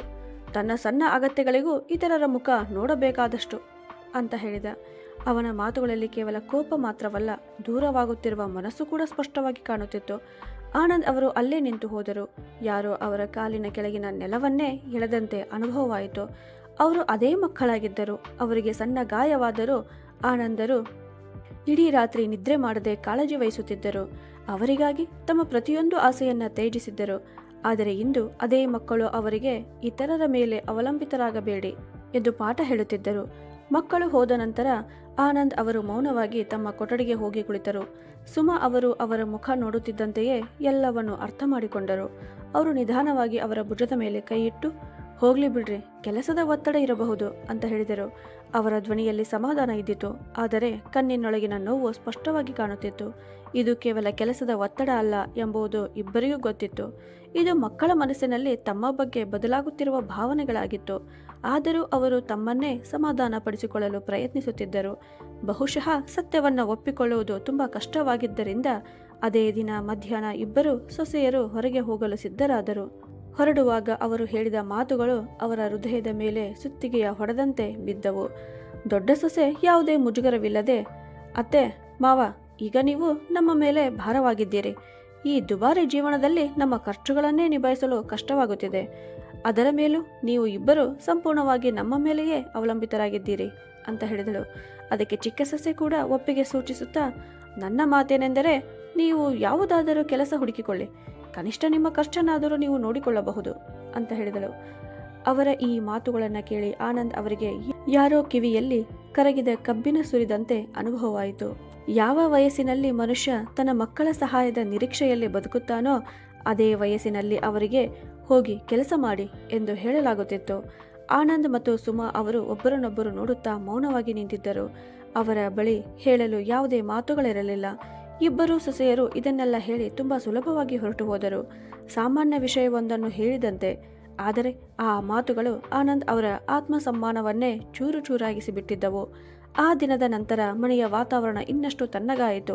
ಈಗ ಯಾರೂ ಅವರ ಜೊತೆ ಸರಿಯಾಗಿ ಮಾತನಾಡುತ್ತಿರಲಿಲ್ಲ. ಅವರ ಅಗತ್ಯಗಳ ಬಗ್ಗೆ ಕೇಳುವುದೂ ಇಲ್ಲ. ಅವರ ಈ ಮನೆಯಲ್ಲಿ ಇದ್ದರೂ ಇಲ್ಲದವರಂತೆ ಆಗಿಬಿಟ್ಟಿದ್ದರು. ಆದರೂ ಮನೆಯ ಶಾಂತಿಯನ್ನು ಕಾಪಾಡಲು ಸುಮಾ ಅವರು ಅವರನ್ನು ಮತ್ತೆ ಮತ್ತೆ ಸಮಾಧಾನ ಪಡಿಸುತ್ತಿದ್ದರು. ಮಕ್ಕಳು ಈಗಷ್ಟೇ ತಮ್ಮ ಕುಟುಂಬ ಜೀವನ ಆರಂಭಿಸಿದ್ದಾರೆ. ಒಂದೇ ಸಾರಿ ಇಷ್ಟು ಜವಾಬ್ದಾರಿಗಳು ಬಂದಿವೆ. ಅದಕ್ಕೆ ಅವರು ಗೊಂದಲದಲ್ಲಿದ್ದಾರೆ. ನಿಧಾನವಾಗಿ ಎಲ್ಲವೂ ಸರಿಯಾಗುತ್ತದೆ ಎಂದು ಹೇಳುತ್ತಿದ್ದರು. ಆನಂದ್ ಅವರು ಅವರ ಮಾತುಗಳನ್ನು ಕೇಳಿ ಮೌನವಾಗುತ್ತಿದ್ದರು. ಏಕೆಂದರೆ ಅವರ ಮನಸ್ಸಿನಲ್ಲಿಯೂ ಎಲ್ಲೋ ಒಂದು ಕಡೆ ಒಂದು ದಿನ ಎಲ್ಲವೂ ಹಿಂದಿನಂತಾಗಬಹುದು ಎಂಬ ಆಸೆ ಇನ್ನೂ ಜೀವಂತವಾಗಿತ್ತು. ಆದರೆ ಒಳಗೆ ಅವರಿಗೆ ಒಂದು ಸತ್ಯ ಅರ್ಥವಾಗತೊಡಗಿತ್ತು. ಈಗ ಯಾವುದು ಹಿಂದಿನಂತಾಗುವುದಿಲ್ಲ. ಪ್ರತಿದಿನವೂ ಹೊಸ ದೂರವನ್ನ ತಂದಿತ್ತು. ಪ್ರತಿಯೊಂದು ರಾತ್ರಿಯೂ ಅವರ ಹೃದಯದಲ್ಲಿ ಹೊಸ ನೋವನ್ನ ಬಿಟ್ಟು ಹೋಗುತ್ತಿತ್ತು. ಆ ವೃದ್ಧ ದಂಪತಿ ಸಮಯದ ಮೇಲೆಯೇ ನಂಬಿಕೆ ಇಟ್ಟು ಕುಳಿತಿದ್ದರು. ಬಹುಶಃ ಸಮಯ ಎಲ್ಲ ಗಾಯಗಳನ್ನು ಗುಣಪಡಿಸುತ್ತದೆ ಎಂದು ಯೋಚಿಸಿದ್ದರಿಂದ, ಆದರೆ ಅವರಿಗೆ ಗೊತ್ತಿರಲಿಲ್ಲ ಈ ಗಾಯ ಈಗ ಇಷ್ಟೊಂದು ಆಳವಾಗಿದೆ, ಇದನ್ನು ಗುಣಪಡಿಸಲು ಇಡೀ ಜೀವನವೇ ಸಾಲದಿರಬಹುದು ಅಂತ. ಹೀಗೆ ನಿಧಾನವಾಗಿ 1 ವರ್ಷ ಕಳೆಯಿತು. ಆದರೆ ಪರಿಸ್ಥಿತಿ ಸುಧಾರಿಸುವ ಬದಲು ಇನ್ನೂ ಕೆಟ್ಟದಾಯಿತು. ಈಗ ಅವರು ತಮ್ಮದೇ ಮನೆಯಲ್ಲಿ ಕೈದಿಗಳಂತೆ ಬದುಕುತ್ತಿರುವ ಅನುಭವವಾಗತೊಡಗಿತು. ಬೆಳಗಿನ ಸಮಯವೇ ಅವರಿಗೆ ಅತಿಯಾದ ನೋವು ನೀಡುತ್ತಿತ್ತು. ಸೊಸೆಯರು ಬೆಳಗ್ಗೆ ಎದ್ದು ತಮ್ಮ ತಮ್ಮ ಭಾಗದ ಅಡಿಗೆ ಮಾಡುತ್ತಿದ್ದರು, ಟಿಫಿನ್ ಸಿದ್ಧಪಡಿಸುತ್ತಿದ್ದರು. ನಂತರ ಅವರ ಕಡೆ ನೋಡದೆ ಹೊರಟು ಹೋಗುತ್ತಿದ್ದರು. ಅವರು ಹೋದ ನಂತರ ಸುಮಾ ಅವರು ಅಡಿಗೆ ಮನೆಗೆ ಹೋದಾಗ ಅಲ್ಲಿ ನಿಶಬ್ದ ಮಾತ್ರ ಇರುತ್ತಿತ್ತು. ಪಾತ್ರೆಗಳು ತಮ್ಮ ಸ್ಥಳದಲ್ಲಿಯೇ ಇರುತ್ತಿದ್ದವು, ಆದರೆ ಅವುಗಳಲ್ಲಿ ಒಂದು ಕಣ ಆಹಾರವೂ ಇರುತ್ತಿರಲಿಲ್ಲ. ರೇಷನ್ ಡಬ್ಬಿಗಳಿಗೆ ಕೀಲಿ ಹಾಕಲಾಗುತ್ತಿತ್ತು, ಫ್ರಿಡ್ಜ್ಗೂ ಕೀಲಿ ಹಾಕಲಾಗಿತ್ತು. ಅವರು ಮನೆಯವರಲ್ಲ, ಅನ್ಯರಂತೆ ವರ್ತಿಸಲಾಗುತ್ತಿತ್ತು. ಪರಿಸ್ಥಿತಿ ಈಗ ಇಷ್ಟರ ಮಟ್ಟಿಗೆ ಕೆಟ್ಟಿತ್ತು. ಒಂದು ರೊಟ್ಟಿಗಾಗಿ ಕೂಡ ಅವರು ಕಾಯಬೇಕಾಗುತ್ತಿತ್ತು. ಕೆಲವೊಮ್ಮೆ ಇಬ್ಬರು ಇಡೀ ದಿನ ನೀರು ಕುಡಿಯುತ್ತಲೇ ಕಳೆಯುತ್ತಿದ್ದರು, ಏಕೆಂದರೆ ಯಾರ ಬಳಿ ಏನನ್ನಾದರೂ ಕೇಳುವ ಧೈರ್ಯವೇ ಈಗ ಉಳಿದಿರಲಿಲ್ಲ. ಆತ್ಮಸಮ್ಮಾನ ಎಂಬ ಒಂದು ಭಾವನೆ ಇನ್ನೂ ಅವರೊಳಗೆ ಜೀವಂತವಾಗಿತ್ತು. ಅದೇ ಅವರನ್ನು ಮತ್ತೆ ಮತ್ತೆ ತಡೆಯುತ್ತಿತ್ತು, ಮತ್ತೊಮ್ಮೆ ಯಾರ ಮುಂದೆ ಕೈ ಚಾಚಬಾರದು ಎಂದು. ಆದರೆ ಹಸಿವು ತನ್ನ ಅಸ್ತಿತ್ವವನ್ನು ಪ್ರತಿ ಸಾರಿ ನೆನಪಿಸುತ್ತಲೇ ಇರುತ್ತದೆ. ಹಲವಾರು ರಾತ್ರಿ ಹೊಟ್ಟೆಯ ಉರಿಯಿಂದ ಅವರಿಗೆ ನಿದ್ರೆ ಬರದೆ ಇಬ್ಬರು ಮೌನವಾಗಿ ಒಬ್ಬರನ್ನೊಬ್ಬರು ನೋಡುತ್ತಾ ಕುಳಿತಿರುತ್ತಿದ್ದರು, ಮಾತಿಲ್ಲದೆ ತಮ್ಮ ನೋವನ್ನು ಹಂಚಿಕೊಳ್ಳುತ್ತಿದ್ದಂತೆ. ಯಾವ ವಯಸ್ಸಿನಲ್ಲಿ ಮನುಷ್ಯನಿಗೆ ಶಾಂತಿ ಮತ್ತು ಗೌರವ ಬೇಕಾಗುತ್ತದೆಯೋ ಆ ವಯಸ್ಸಿನಲ್ಲಿ ಅವರು ಅವಮಾನ ಮತ್ತು ನಿರ್ಲಕ್ಷ್ಯದ ನೆರಳಿನಲ್ಲಿ ಬದುಕುತ್ತಿದ್ದರು. ಕೆಲವೊಮ್ಮೆ ಅವರು ಯೋಚಿಸುತ್ತಿದ್ದರು, ಇದೇನಾ ನಾವು ಇಷ್ಟೊಂದು ಕಷ್ಟಪಟ್ಟು ಕಟ್ಟಿದ ಜೀವನ? ಇದೇನಾ ನಮ್ಮ ಮಕ್ಕಳಿಗಾಗಿ ನಾವು ಕಂಡ ಕನಸಿನ ಭವಿಷ್ಯ ಅಂತ. ಒಂದು ದಿನ ಪರಿಸ್ಥಿತಿ ಮಿತಿ ಮೀರಿತು. ನಿರಂತರವಾಗಿ 2 ದಿನಗಳವರೆಗೆ ಅವರಿಗೆ ಸರಿಯಾಗಿ ಊಟವೂ ಸಿಗಲಿಲ್ಲ. 3ನೆಯ ದಿನ ಬೆಳಗ್ಗೆ ಅವರು ಎದ್ದಾಗ ಅವರ ತಲೆಯು ತಿರುಗುತ್ತಿತ್ತು. ದೇಹದಲ್ಲಿ ಅಷ್ಟು ದುರ್ಬಲತೆ ಇದ್ದಿತು, ನಿಂತುಕೊಳ್ಳುವುದೇ ಕಷ್ಟವಾಗುತ್ತಿತ್ತು. ಸುಮಾ ಅವರು ಅವರನ್ನು ಹಿಡಿದು ನಿಲ್ಲಿಸಿದರು, ಆದರೆ ಅವರ ಪರಿಸ್ಥಿತಿ ಕೂಡ ಅದಕ್ಕಿಂತ ಉತ್ತಮವಾಗಿರಲಿಲ್ಲ. ಅದೇ ಕ್ಷಣದಲ್ಲಿ ಅವರಿಗೆ ಒಂದು ಸತ್ಯ ಅರ್ಥವಾಯಿತು. ಈಗಲೂ ಅವರು ಯಾವುದಾದರೂ ನಿರ್ಧಾರ ತೆಗೆದುಕೊಳ್ಳದಿದ್ದರೆ ಬಹುಶಃ ತುಂಬಾ ತಡವಾಗಿ ಬಿಡುತ್ತದೆ, ಅಥವಾ ಅವರು ಈ ಅವಮಾನ ಭರಿತ ಜೀವನದಲ್ಲಿಯೇ ನಿಧಾನವಾಗಿ ಕೊನೆಗಾಣಬೇಕಾಗುತ್ತದೆ, ಇಲ್ಲವೇ ಒಂದು ದಿನ ನಿರಾಶೆಯಿಂದ ಆತ್ಮವನ್ನೇ ನಡುಗಿಸುವಂತಹ ಹೆಜ್ಜೆ ಇಡಬೇಕಾಗುತ್ತದೆ ಅಂತ. ಆ ದಿನವೇ ಅವರು ಒಂದು ನಿರ್ಧಾರ ಕೈಗೊಂಡರು. ತಮ್ಮ ಇಡೀ ಜೀವನದಲ್ಲಿ ಎಂದಿಗೂ ಯೋಚಿಸದ ಒಂದು ನಿರ್ಧಾರ. ಆ ನಿರ್ಧಾರ ಸುಲಭವಾಗಿರಲಿಲ್ಲ, ಏಕೆಂದರೆ ಅದರಲ್ಲಿ ಕೇವಲ ಅವರ ಜೀವನವಲ್ಲ, ಸುಮಾ ಅವರ ಜೀವನವೂ ಸೇರಿಕೊಂಡಿತ್ತು. ಅವರು ಸುಮಾ ಅವರ ಬಳಿಗೆ ಹೋಗಿ ನಿಧಾನ ಸ್ವರದಲ್ಲಿ, ಸುಮಾ, ಸಾಕಾಗಿದೆ, ನಾವು ಹೀಗೆ ಇನ್ನೂ ಬದುಕಲು ಸಾಧ್ಯವಿಲ್ಲ ಅಂತ ಹೇಳಿದರು. ಸುಮಾ ಅವರು ಅವರ ಕಡೆ ನೋಡಿದರು. ಅವರ ಕಣ್ಣಿನಲ್ಲಿ ಭಯ ಇದ್ದಿತು, ಜೊತೆಗೆ ಮಾತಿನಲ್ಲಿ ಹೇಳಲಾಗದ ಒಪ್ಪಿಗೆಯೂ ಇದ್ದಿತು. ಬಹುಶಃ ಅವರ ಮನಸ್ಸಿನಲ್ಲಿಯೂ ಇದೇ ಭಾವನೆ ಇದ್ದಿತು, ಆದರೆ ಅದನ್ನು ಹೇಳುವ ಧೈರ್ಯ ಮಾತ್ರ ಇರಲಿಲ್ಲ. ಆನಂದ್ ಅವರು ಮತ್ತೆ, ಈಗಲೂ ನಾವು ಮೌನವಾಗಿದ್ದರೆ ಒಂದು ದಿನ ಹಸಿವೆ ನಮ್ಮನ್ನು ಕೊಲ್ಲುತ್ತದೆ, ಇಲ್ಲವೇ ಈ ಅವಮಾನವೇ ನಮ್ಮನ್ನು ಒಳಗೆ ಮುರಿದು ಹಾಕುತ್ತದೆ. ನಮಗಾಗಿ ನಾವು ಏನಾದರೂ ಮಾಡಲೇಬೇಕು ಅಂತ ಹೇಳಿದರು. ಅವರ ಧ್ವನಿ ನಡುಗುತ್ತಿತ್ತು, ಆದರೆ ಆ ಮಾತುಗಳಲ್ಲಿ ಮೊದಲ ಬಾರಿಗೆ ಒಂದು ದೃಢತೆ ಕಾಣಿಸುತ್ತಿತ್ತು. ಆ ದಿನ ಅವರು ತೀರ್ಮಾನಿಸಿದರು, ಈಗ ತಮ್ಮ ಜೀವನದ ನಿರ್ಧಾರವನ್ನು ತಾವೇ ತೆಗೆದುಕೊಳ್ಳಬೇಕು. ಅದಕ್ಕಾಗಿ ಈ ಮನೆಯನ್ನ ಬಿಟ್ಟು ಹೋಗಬೇಕಾದರೂ ಸಹ ಇದು ಅದೇ ಮನೆಯಾಗಿತ್ತು. ಇದನ್ನು ಕಟ್ಟಲು ಅವರು ಇಡೀ ಜೀವನವನ್ನೇ ಕಳೆದಿದ್ದರು, ಆದರೆ ಈಗ ಇದೇ ಮನೆ ಅವರಿಗೆ ಕಾರಾಗೃಹದಂತಾಗಿತ್ತು. ಅವರು ಯೋಚಿಸಿದರು, ಇಲ್ಲಿ ಉಳಿದು ಅವಮಾನ ಮತ್ತು ಹಸಿವು ಮಾತ್ರ ಅನುಭವಿಸಬೇಕಾದರೆ ಅದಕ್ಕಿಂತ ಬೇರೆಡೆ ಹೋಗಿ ಹೊಸ ಜೀವನ ಆರಂಭಿಸುವುದೇ ಉತ್ತಮ ಅಂತ. ಆ ಆರಂಭ ಎಷ್ಟು ಚಿಕ್ಕದಾದರೂ ಪರವಾಗಿಲ್ಲ. ಆ ನಿರ್ಧಾರ ಮಾಡಿದ ಕ್ಷಣದಿಂದಲೇ ಅವರ ಮನಸ್ಸಿಗೆ ವಿಚಿತ್ರವಾದ ಒಂದು ನೆಮ್ಮದಿ ದೊರಕಿತು.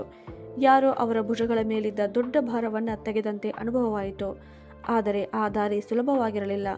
ಮುಂದೇನು ಆಗುತ್ತದೆ, ಎಲ್ಲಿಗೆ ಹೋಗುತ್ತಾರೆ, ಹೇಗೆ ಬದುಕುತ್ತಾರೆ, ಈ ಪ್ರಶ್ನೆಗಳಿಗೆ ಅವರ ಬಳಿ ಉತ್ತರಗಳಿರಲಿಲ್ಲ. ಆದರೆ ಒಂದು ವಿಷಯ ಮಾತ್ರ ನಿಶ್ಚಿತವಾಗಿತ್ತು, ಅವರು ತಮ್ಮ ಆತ್ಮಸಮ್ಮಾನವನ್ನು ಬಲಿ ಕೊಡಲು ಸಿದ್ಧರಿರಲಿಲ್ಲ. ಏನಾದರೂ ಆಗಲಿ, ತಮ್ಮ ಉಳಿದ ಜೀವನವನ್ನು ಈ ಅವಮಾನದಲ್ಲಿ ಕಳೆಯುವುದಿಲ್ಲ ಅಂತ. ಮುಂದಿನ ದಿನ ಭಾನುವಾರವಾಗಿತ್ತು. ಆನಂದ್ ಮತ್ತು ಸುಮಾ ಅವರು ಬಹಳ ಹೊತ್ತಿನಿಂದ ಎದ್ದಿದ್ದರು, ಆದರೆ ಮನೆ ಇನ್ನೂ ಗಾಢ ನಿದ್ರೆಯಲ್ಲಿ ಮುಳುಗಿತ್ತು. ಒಮ್ಮೆ ಈ ಮನೆ ಸದಾ ಚಟುವಟಿಕೆಯಿಂದ ತುಂಬಿಕೊಂಡಿರುತ್ತಿತ್ತು, ಆದರೆ ಇಂದು ಎಲ್ಲವೂ ಅವರಿಂದ ದೂರವಾದಂತೆ ಕಾಣುತ್ತಿತ್ತು. ಆ ವೃದ್ಧ ದಂಪತಿ ಮೌನವಾಗಿ ವರಾಂಡದಲ್ಲಿ ಕುಳಿತಿದ್ದರು, ಕೈಯಲ್ಲಿ ಖಾಲಿ ಕಪ್ಪುಗಳು, ಯಾವುದೋ ಅದ್ಭುತಕ್ಕಾಗಿ ಕಾಯುತ್ತಿರುವಂತೆ. ಅವರ ದೃಷ್ಟಿ ಅಡಿಗೆ ಮನೆಯ ಕಡೆ ಹೋಗುತ್ತಿತ್ತು. ಆದರೆ ಅಲ್ಲಿ ಕಾಣಿಸುತ್ತಿದ್ದುದು ಕೀಲಿಗಳು ಮಾತ್ರ. ಆ ಕೀಲಿಗಳು ಈಗ ಕೇವಲ ಕಬ್ಬಿಣದವಲ್ಲ, ಅವರ ಸಂಬಂಧಗಳ ಮೇಲೂ ಬಿದ್ದಿದ್ದವು. ಸ್ವಲ್ಪ ಹೊತ್ತಿನ ನಂತರ ದೊಡ್ಡ ಸೊಸೆ ಹೊರಗೆ ಬಂದಳು. ಸುಮಾ ಅವರು ತುಂಬಾ ಶಾಂತ ಧ್ವನಿಯಲ್ಲಿ, ಸೊಸೆ, ಬಹಳ ಹೊತ್ತಾಗಿದೆ, ನಮಗಾಗಿ ಒಂದು ಕಪ್ ಚಹಾ ಮಾಡಿಕೊಡು ಅಂತ ಹೇಳಿದರು. ಆದರೆ ಅವಳ ಮುಖದಲ್ಲಿ ಮೂಡಿದ ಭಾವನೆಗಳು ಸುಮಾ ಅವರ ಹೃದಯವನ್ನೇ ಚೂರು ಮಾಡಿದವು. ಅವಳು ಸ್ಪಷ್ಟವಾಗಿ ಹೇಳಿದಳು, ನಾನು ಯಾವ ಕೆಲಸದ ಆಳಲ್ಲ, ಇಂದು ನನಗೆ ರಜೆ, ನಾನು ವಿಶ್ರಾಂತಿ ಮಾಡುತ್ತೇನೆ ಅಂತ. ಅಷ್ಟೇ ಅಲ್ಲ, ತಾನು ಮತ್ತು ಸುನೀಲ್ ಹೊರಗಿಂದ ಊಟ ತರಿಸಿಕೊಂಡು ತಿನ್ನುತ್ತೇವೆ, ಅವರಿಗೆ ಏನು ಬೇಕೋ ಅವರು ತಾವೇ ನೋಡಿಕೊಳ್ಳಲಿ ಎಂದು ಹೇಳಿದಳು. ಸ್ವಲ್ಪ ಹೊತ್ತಿನ ನಂತರ ಚಿಕ್ಕ ಸೊಸೆಯು ಹೊರಗೆ ಬಂದಳು. ಸುಮಾ ಅವರು ಅವಳಿಗೂ ಅದೇ ಮಾತು ಹೇಳಿದಾಗ ಅವಳು ಇನ್ನೂ ಕಠಿಣವಾಗಿ ಉತ್ತರಿಸಿದಳು, ಒಂದು ದಿನ ಚಹಾ ಕುಡಿಯದೇ ಇದ್ದರೆ ಸಾಯೋದಿಲ್ಲ ಅಲ್ಲವಾ ಅಂತ. ಆ ಒಂದು ಮಾತೆ ಅವರ ಸಂಪೂರ್ಣ ಅಸ್ತಿತ್ವವನ್ನು ಚಿಕ್ಕದಾಗಿಸಿದಂತೆ ಅನುಭವವಾಯಿತು. ಅಷ್ಟರಲ್ಲಿ ಇಬ್ಬರು ಮಕ್ಕಳು ಕೂಡ ಹೊರಗೆ ಬಂದರು. ಅವರು ಸಂಪೂರ್ಣ ವಿಷಯವನ್ನೇ ಕೇಳದೆ ತಾಯಿ ತಂದೆಯರನ್ನೇ ತಪ್ಪುಗಾರರನ್ನಾಗಿ ಮಾಡಿದರು. ಸಣ್ಣ ವಿಷಯವನ್ನು ದೊಡ್ಡದಾಗಿಸುತ್ತಿದ್ದಾರೆ ಎಂದು ಹೇಳಿದರು. ಆ ಕ್ಷಣದಲ್ಲಿ ಆನಂದ್ ಅವರು ಎದ್ದು ನಿಂತು, ಇದು ಕೇವಲ ಚಹಾದ ವಿಷಯವಲ್ಲ, ಜವಾಬ್ದಾರಿಯ ವಿಷಯ, ನೀವು ತಾವೇ ತೆಗೆದುಕೊಂಡ ಜವಾಬ್ದಾರಿ, ಹೀಗೆ ಹೇಳುತ್ತಾ ಇಂದಿಗೂ ಈ ಮನೆಯ ಕಂತುಗಳನ್ನು ತಮ್ಮ ಪೆನ್ಷನ್ನಿನಿಂದಲೇ ಪಾವತಿಸುತ್ತಿರುವುದನ್ನು ಅವರಿಗೆ ನೆನಪಿಸಿದರು. ಬದಲಾಗಿ ಅವರು ಕೇವಲ ಒಂದು ವಿಷಯವನ್ನೇ ಬಯಸಿದ್ದರು, ಸ್ವಲ್ಪ ಕಾಳಜಿ. ಆದರೆ ಅವರ ಮಾತು ಕೇಳಿ ಸುನಿಲ್ ನಗುತ್ತಾ, ನಿಮಗೆ ಊಟ ಸಿಗುತ್ತಿಲ್ಲ ಅಂದ್ರೆ ನೀವು ಇಷ್ಟು ದಿನ ಬದುಕಿದ್ದೀರಾ ಅಂತ ಹೇಳಿದ. ರಾಹುಲ್ ಕೂಡ ತನ್ನ ಕಡೆಯಿಂದ ದುಬಾರಿ ಜೀವನದ ಕಾರಣ ಹೇಳುತ್ತಾ, ಈಗ ಕಾಲ ಬದಲಾಗಿದೆ, ನಾವು ಕೂಡ ಖರ್ಚುಗಳನ್ನು ಕಡಿಮೆ ಮಾಡಿಕೊಳ್ಳಬೇಕು ಎಂದು ಹೇಳಿದ. ಆ ಮಾತುಗಳನ್ನು ಕೇಳಿ ಆನಂದ್ ಅವರಿಗೆ ಮೊದಲ ಬಾರಿಗೆ ಅನಿಸಿತು, ಬಹುಶಃ ಮಕ್ಕಳನ್ನು ಇಷ್ಟು ಮುಂದೆ ತೆಗೆದುಕೊಂಡು ಬಂದಿದ್ದೇ ತಪ್ಪಾಗಿದೆ, ಈಗ ಅವರು ಹಿಂದೆ ತಿರುಗಿ ನೋಡುವುದನ್ನೇ ಮರೆತಿದ್ದಾರೆ ಅಂತ. ಅಷ್ಟರಲ್ಲಿ ಸುಮಾ ಅವರು ನಿಧಾನ ಸ್ವರದಲ್ಲಿ, ಮಗನೇ, ನಮಗೆ ನಿಮ್ಮಿಂದ ವಿಶೇಷವಾಗಿ ಏನು ಬೇಡ, ಸೊಸೆಯಂದಿರರಿಗೆ ಅಡುಗೆ ಮಾಡಬೇಕೆಂಬ ಮನಸ್ಸಿಲ್ಲದಿದ್ದರೆ ಪರವಾಗಿಲ್ಲ, ಕನಿಷ್ಠ ಅಡಿಗೆ ಮನೆಯ ಕೀಲಿ ತೆರೆದು ಬಿಡಿ, ನಾವು ನಮಗೋಸ್ಕರ ಏನಾದರೂ ಮಾಡಿಕೊಳ್ಳುತ್ತೇವೆ ಅಂತ ಹೇಳಿದರು. ಆದರೆ ಮಕ್ಕಳು ತಾಯಿಯ ಮಾತಿಗೂ ಉತ್ತರ ಕೊಡಲಿಲ್ಲ. ಆ ದಿನ ಆನಂದ್ ಅವರಿಗೆ ಸ್ಪಷ್ಟವಾಗಿ ಅರ್ಥವಾಯಿತು, ಇಂದು ಕೂಡ ಮೌನವಾಗಿದ್ದರೆ ಇಡೀ ಜೀವನ ಮೌನವಾಗಿಯೇ ಉಳಿಯಬೇಕಾಗುತ್ತದೆ ಅಂತ. ಅವರು ನಿಧಾನವಾಗಿ ಎದ್ದು ನಿಂತು ಇಬ್ಬರೂ ಮಕ್ಕಳ ಕಡೆ ನೋಡುತ್ತಾ, ಇಂದಿನಿಂದ ನಮ್ಮ ಜವಾಬ್ದಾರಿಯನ್ನು ನೀವು ತೆಗೆದುಕೊಳ್ಳಬೇಕಾದ ಅಗತ್ಯವಿಲ್ಲ ಅಂತ ಹೇಳಿದರು. ಅವರ ಈ ಒಂದು ಮಾತಿನಿಂದಲೇ ಮನೆಯ ವಾತಾವರಣ ಬದಲಾಗಿ ಬಿಟ್ಟಿತು. ಇಬ್ಬರು ಸೊಸೆಯರ ಮುಖದಲ್ಲಿ ವಿಚಿತ್ರವಾದ ಸಣ್ಣ ನಗು ಮೂಡಿತು. ಅವರು ಇದೇ ಮಾತಿಗಾಗಿ ಕಾಯುತ್ತಿದ್ದಂತೆ. ಆದರೆ ಆನಂದ್ ಅವರು ತಮ್ಮ ಮಾತನ್ನು ಮುಂದುವರೆಸಿದರು, ಇಂದಿನಿಂದ ನಾವು ನಮ್ಮ ಜವಾಬ್ದಾರಿಯನ್ನು ನಾವೇ ಹೊರುತ್ತೇವೆ, ನಮ್ಮ ಅಗತ್ಯಗಳನ್ನು ನಾವೇ ಪೂರೈಸಿಕೊಳ್ಳುತ್ತೇವೆ, ಇನ್ನು ಮುಂದೆ ನಿಮಗೆ ಏನನ್ನು ಕೇಳುವುದಿಲ್ಲ ಅಂತ ಹೇಳಿದರು. ಅಷ್ಟರಲ್ಲಿ ಚಿಕ್ಕ ಸೊಸೆ ತಕ್ಷಣ, ಹಾಗಾದರೆ ಈಗ ನೀವು ಹೊರಗೆ ಹೋಗಿ ಕೆಲಸ ಮಾಡ್ತೀರಾ ಮಾವ ಅಂತ ಕೇಳಿದಳು. ಅದಕ್ಕೆ ಆನಂದ್ ಅವರು ಗಟ್ಟಿಯಾದ ಧ್ವನಿಯಲ್ಲಿ, ಇಲ್ಲ, ನಾವು ಕೆಲಸಕ್ಕೆ ಹೋಗೋದಿಲ್ಲ, ಆದರೆ ಇನ್ನು ಮುಂದೆ ನೀವು ಈ ಮನೆಯಲ್ಲಿ ಇರಬೇಕೆಂದರೆ ನಮಗೆ ಬಾಡಿಗೆ ಕೊಡಬೇಕು ಅಂತ ಹೇಳಿದರು. ಆ ಮಾತು ಕೇಳುತ್ತಿದ್ದಂತೆಯೇ ಎಲ್ಲರ ಮುಖದ ಬಣ್ಣವೇ ಬದಲಾಗಿ ಬಿಟ್ಟಿತು.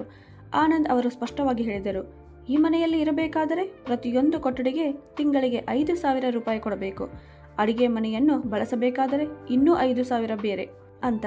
ಸುನಿಲ್ ತಕ್ಷಣ ಕೋಪಗೊಂಡನು. ತನ್ನ ತಂದೆಯೇ ತನ್ನಿಂದ ಬಾಡಿಗೆ ಕೇಳುತ್ತಿರುವುದನ್ನು ಅವನು ಸಹಿಸಲಾರದೆ, ಅಪ್ಪ, ಈ ಮನೆ ನಮ್ಮದೂ ಆಗಿದೆ ಅಂತ ಹೇಳಿದ.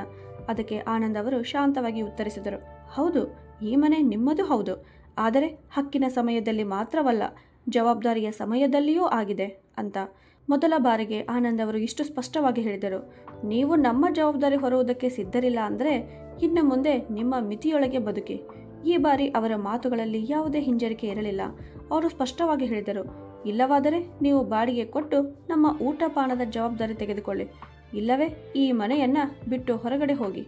ಇನ್ನು ಮುಂದೆ ಯಾರ ಮೇಲೆಯೂ ಭಾರವಾಗಿ ಬದುಕಲು ನಮಗೆ ಇಷ್ಟವಿಲ್ಲ, ಅಗತ್ಯವಿದ್ದರೆ ಈ ಮನೆಯನ್ನು ಬೇರೆ ಯಾರಿಗಾದರೂ ಬಾಡಿಗೆ ಕೊಡುತ್ತೇವೆ ಅಂತ. ಅವರ ಮಾತುಗಳನ್ನು ಕೇಳಿ ನಾಲ್ವರು ಕೆಲವು ಕ್ಷಣ ಸಂಪೂರ್ಣವಾಗಿ ಮೌನವಾಗಿ ಬಿಟ್ಟರು. ಸುನಿಲನಿಗೆ ತನ್ನ ತಂದೆ ಇಷ್ಟು ದೊಡ್ಡ ನಿರ್ಧಾರ ತೆಗೆದುಕೊಳ್ಳುತ್ತಾರೆ ಎಂಬ ನಿರೀಕ್ಷೆ ಇರಲಿಲ್ಲ. ಅವನು ಏನೋ ಹೇಳಲು ಯತ್ನಿಸಿದ. ಆದರೆ ಆನಂದ್ ಅವರು ಕೈ ಎತ್ತಿ ಅವನನ್ನು ನಿಲ್ಲಿಸಿ, ಇನ್ನು ನನಗೆ ಯಾವುದೇ ಸ್ಪಷ್ಟನೆ ಅಥವಾ ಕಾರಣ ಬೇಡ, ಇದು ನನ್ನ ಕೊನೆಯ ನಿರ್ಧಾರ ಅಂತ ಹೇಳಿದರು. ಅದಾದ ನಂತರ ಎಲ್ಲರೂ ಮೌನವಾಗಿ ತಮ್ಮ ತಮ್ಮ ಕೊಠಡಿಗಳಿಗೆ ಹೋಗಿಬಿಟ್ಟರು. ಆನಂದ್ ಅವರು ಮಾತ್ರ ಹಾಲಿನಲ್ಲಿಯೇ ಕುಳಿತಿದ್ದರು. ಆ ಏಕಾಂತದಲ್ಲಿ ಮೊದಲ ಬಾರಿಗೆ ಅವರಿಗೆ ತಮ್ಮೊಳಗೆ ವಿಚಿತ್ರವಾದ ಒಂದು ಶಕ್ತಿ ಮೂಡಿದಂತೆ ಅನುಭವವಾಯಿತು. ತಮ್ಮ ಆತ್ಮ ಸಮ್ಮಾನಕ್ಕೆ ಮತ್ತೆ ಗೌರವ ಸಿಕ್ಕಂತೆ ಭಾಸವಾಯಿತು. ಇದೀಗ ಅವರು ನಿಶ್ಚಯಿಸಿದ್ದರು, ಏನೇ ಆಗಲಿ ತಮ್ಮ ಮತ್ತು ಸುಮಾ ಅವರ ಉಳಿದ ಜೀವನವನ್ನು ಈ ಅವಮಾನದಲ್ಲಿ ಕಳೆಯಲು ಬಿಡುವುದಿಲ್ಲ ಅಂತ. ಸ್ವಲ್ಪ ಹೊತ್ತಿನ ನಂತರ ಕೊಠಡಿಯ ಬಾಗಿಲು ತೆರೆಯಿತು. ನಾಲ್ವರು ಹೊರಗೆ ಬಂದರು. ಈ ಬಾರಿ ಅವರ ಮುಖಗಳು ಬೆಳಗಿನಂತಿರಲಿಲ್ಲ, ಅಹಂಕಾರವೂ ಇರಲಿಲ್ಲ, ಕಣ್ಣಿನಲ್ಲಿ ಕಠೋರತೆಯೂ ಇರಲಿಲ್ಲ. ಬದಲಾಗಿ ತಲೆ ತಗ್ಗಿದ ದೃಷ್ಟಿ, ಒಳಗೆ ಏನೋ ಮುರಿದಂಥ ಭಾವನೆ. ಆನಂದ್ ಅವರು ಮತ್ತು ಸುಮಾ ಅವರು ಹಾಲ್ನಲ್ಲೇ ಕುಳಿತಿದ್ದರು. ನಾಲ್ವರು ಅವರ ಮುಂದೆ ಬಂದು ನಿಂತರು. ಕೆಲವು ಕ್ಷಣಗಳ ಕಾಲ ಮನೆ ಸಂಪೂರ್ಣ ಮೌನವಾಗಿತ್ತು. ನಂತರ ಸುನಿಲ್ ನಿಧಾನ ಸ್ವರದಲ್ಲಿ, ಅಪ್ಪ, ನಮ್ಮಿಂದ ತುಂಬ ದೊಡ್ಡ ತಪ್ಪಾಗಿದೆ ಎಂದು ನಾವು ಒಪ್ಪುತ್ತೇವೆ. ನಾವು ನಮ್ಮ ಜವಾಬ್ದಾರಿಯಿಂದ ಹಿಂದೆ ಸರಿಯುತ್ತಿದ್ದೇವೆ. ಆದರೆ ಈಗ ನಾವು ಮಾತು ಕೊಡುತ್ತೇವೆ, ಇನ್ನು ಮುಂದೆ ಹೀಗೆ ಆಗುವುದಿಲ್ಲ. ನಾವು ನಿಮ್ಮ ಮತ್ತು ಅಮ್ಮನ ಸಂಪೂರ್ಣ ಜವಾಬ್ದಾರಿ ತೆಗೆದುಕೊಳ್ಳುತ್ತೇವೆ. ನಿಮ್ಮ ಎಲ್ಲ ಖರ್ಚುಗಳನ್ನು ನೋಡಿಕೊಳ್ಳುತ್ತೇವೆ. ದಯವಿಟ್ಟು ಈ ಬಾಡಿಗೆ ವಿಷಯವನ್ನು ಬಿಡಿ ಅಂತ ಹೇಳಿದ. ಈ ಬಾರಿ ಅವನ ಧ್ವನಿಯಲ್ಲಿ ಹಿಂದಿನಂತೆ ಅಹಂಕಾರ ಇರಲಿಲ್ಲ. ಬದಲಾಗಿ ಒಂದು ಭಯ ಇದ್ದಿತು. ಬಹುಶಃ ಅವರನ್ನು ಕಳೆದುಕೊಳ್ಳುವ ಭಯ, ಅಥವಾ ತಮ್ಮ ಸೌಕರ್ಯ ಕಳೆದು ಹೋಗುವ ಭಯ. ರಾಹುಲ್ ಕೂಡ ತಕ್ಷಣ ಹೇಳಿದ, ಅಪ್ಪ, ನಾವು ತಿಂಗಳಿಗೆ 10,000 ರೂಪಾಯಿ ಬಾಡಿಗೆ ಕೊಟ್ಟರೆ ನಮ್ಮ ಬಳಿ ಏನು ಉಳಿಯುತ್ತದೆ? ನಾವು ಕೂಡ ತುಂಬ ಕಷ್ಟಪಟ್ಟು ಎಲ್ಲವನ್ನ ನಿಭಾಯಿಸುತ್ತಿದ್ದೇವೆ. ದಯವಿಟ್ಟು ನಿಮ್ಮ ನಿರ್ಧಾರವನ್ನು ಮತ್ತೊಮ್ಮೆ ಯೋಚಿಸಿ ಅಂತ. ಅವರ ಮಾತುಗಳನ್ನು ಕೇಳಿ ಒಂದು ಕ್ಷಣ ಆನಂದ್ ಅವರ ಮನಸ್ಸು ತಡಕಾಡಿತು. ಕೊನೆಗೂ ಅವರು ತಮ್ಮ ಮಕ್ಕಳೇ ಅಲ್ಲವಾ? ಅವರು ಬೆಳೆಸಿದ ರೀತಿ, ಅವರ ಬಾಲ್ಯದ ನೆನಪುಗಳು, ಮಕ್ಕಳ ಪ್ರತಿಯೊಂದು ಸಣ್ಣ ದೊಡ್ಡ ಅಗತ್ಯಕ್ಕಾಗಿ ಮಾಡಿದ ತ್ಯಾಗಗಳು ಎಲ್ಲವೂ ಅವರ ಕಣ್ಣೆದುರಿಗೆ ತೇಲಿದವು. ಆದರೆ ಅದೇ ಸಮಯದಲ್ಲಿ ಅವರಿಗೆ ಆ ದಿನಗಳು ನೆನಪಾದವು. ಒಂದು ಕಪ್ ಚಹಾಗಾಗಿ ಕಾದ ದಿನಗಳು, ಔಷಧಿಗಾಗಿ ಅವಮಾನ ಅನುಭವಿಸಿದ ಕ್ಷಣಗಳು, ಹಸಿವಿನಿಂದ ಹೊಟ್ಟೆ ಊರಿದ ರಾತ್ರಿಗಳು ಮತ್ತು ಆತ್ಮಸಮ್ಮಾನ ಅತ್ತ ಕ್ಷಣಗಳು.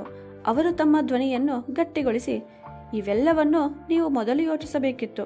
ನಿಮ್ಮ ವರ್ತನೆ ಬದಲಾಗುತ್ತಿದ್ದಾಗಲೇ ಈಗ ನನ್ನ ನಿರ್ಧಾರ ಬದಲಾಗುವುದಿಲ್ಲ ಅಂತ ಹೇಳಿದರು. ಈ ಬಾರಿ ಅವರ ಧ್ವನಿಯಲ್ಲಿ ಯಾವುದೇ ಹಿಂಜರಿಕೆ ಇರಲಿಲ್ಲ. ನನಗೂ ಹೀಗೆ ಮಾಡುವುದು ಒಳ್ಳೆಯದಾಗಿ ಅನಿಸುತ್ತಿಲ್ಲ, ಆದರೆ ನೀವು ನನ್ನನ್ನು ಇದಕ್ಕೆ ಬಲವಂತಪಡಿಸಿದ್ದೀರಿ. ನಾನು ಒಂದು ವಿಷಯವನ್ನು ತುಂಬ ಚೆನ್ನಾಗಿ ಅರ್ಥ ಮಾಡಿಕೊಂಡಿದ್ದೇನೆ.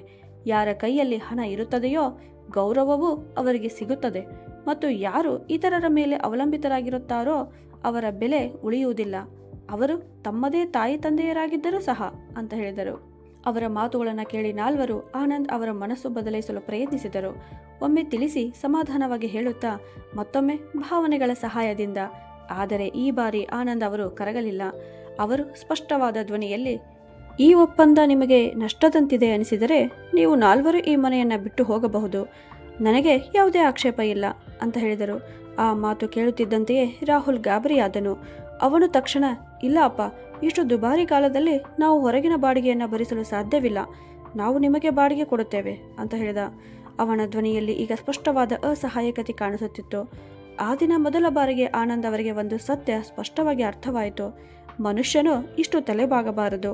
ತನ್ನ ಸಹನೆಯನ್ನು ಜನರು ಅವನ ಬಲಹೀನತೆ ಎಂದು ಭಾವಿಸುವಷ್ಟು, ಅದು ತಮ್ಮದೇ ಮಕ್ಕಳು ಆಗಿದ್ದರೂ ಸಹ ಅಂತ. ಹೀಗೆ ದಿನಗಳು ಕಳೆಯತೊಡಗಿದವು. ನಿಧಾನವಾಗಿ ಮನೆಯ ವಾತಾವರಣವು ಬದಲಾಗತೊಡಗಿತು.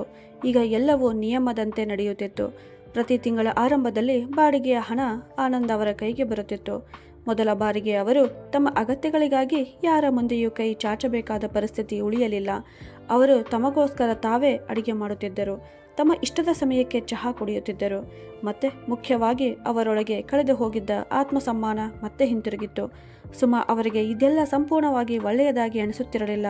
ಕೆಲವೊಮ್ಮೆ ಅವರು ಹೇಳುತ್ತಿದ್ದರು, ತಮ್ಮದೇ ಮಕ್ಕಳಿಂದ ಬಾಡಿಗೆ ತೆಗೆದುಕೊಳ್ಳಲು ಮನಸ್ಸು ಒಪ್ಪುವುದಿಲ್ಲ ಅಂತ. ಆದರೆ ತಕ್ಷಣವೇ ಮೌನವಾಗುತ್ತಿದ್ದರು, ಏಕೆಂದರೆ ಅವರು ಕೂಡ ತಾವು ಅನುಭವಿಸಿದ ಪರಿಸ್ಥಿತಿಗಳನ್ನು ಮರೆತಿರಲಿಲ್ಲ. ಈಗ ಅವರ ಜೀವನದಲ್ಲಿ ಹಿಂದಿಗಿಂತ ಹೆಚ್ಚು ಶಾಂತಿ ಇದ್ದಿತು. ಕನಿಷ್ಠ ಈಗ ಅವಮಾನ ಇರಲಿಲ್ಲ, ಹಸಿವು ಇರಲಿಲ್ಲ, ಯಾರ ಮುಂದೆಯೂ ತಲೆಬಾಗುವ ಬಲವಂತವೂ ಇರಲಿಲ್ಲ. ಹಾಗಾದರೆ ಸ್ನೇಹಿತರೆ, ಒಬ್ಬ ತಂದೆಯಾಗಿರುವ ಆನಂದ್ ಅವರು ತಮ್ಮ ಮಕ್ಕಳ ಜೊತೆ ಮಾಡಿದ್ದು ಸರಿಯೇ, ತಪ್ಪೇ? ನಿಮ್ಮ ಅಭಿಪ್ರಾಯವನ್ನು ಕಮೆಂಟ್ನಲ್ಲಿ ತಿಳಿಸಿ. ಕಥೆ ನಿಮಗೆ ಇಷ್ಟವಾದರೆ ವಿಡಿಯೋಗೆ ಲೈಕ್ ಮಾಡಿ, ಶೇರ್ ಮಾಡಿ ಮತ್ತು ನಮ್ಮ ಚಾನಲನ್ನು ಸಬ್ಸ್ಕ್ರೈಬ್ ಮಾಡಿ. ಧನ್ಯವಾದಗಳು.